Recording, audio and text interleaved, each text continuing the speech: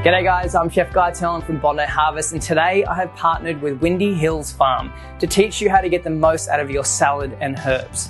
If you've watched my past recipes, you know I'm obsessed with light, fresh, zesty flavors, and there's no better way to get that than with delicious, healthy potted herbs. So we're going to get into it. I'm going to teach you a bunch of recipes, and you are going to fill your kitchen with herbs next time you go shopping. Let's get cooking. How to make delicious rosemary and lamb koftas. We have some delicious Australian lamb mince. We've got some garlic, some beautiful lemon, cumin, pine nuts, and then the hero of this dish, in my opinion, is the rosemary and the mint. So we're actually going to use the rosemary as the kofta stick, and what will happen is those essential oils and those fresh, delicious flavors are going to impart into the lamb mince. It's super delicious, it's amazing.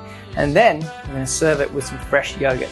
To make our koftas, everything goes into a bowl. We mix it together like a mosh pit. So we have our lamb mince, we have our garlic, we have lemon, cumin, pine nuts. From there, we're going to chop through some mint and some rosemary and fold that into the lamb mix until it's well combined. Hit it with a bit of salt and pepper just for seasoning.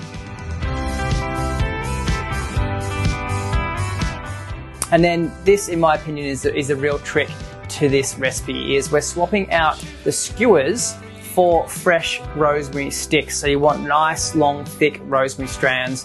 And we're just going to take about 2 tablespoons and we're going to shape it around the rosemary. And what's going to happen is when we grill these beautiful koftas, all of that oil, those essential oils that come with fresh rosemary, is going to impart into the lamb mince, and it is going to blow your mind how much flavor this delicious rosemary from Windy Hills Farm gives to the recipe.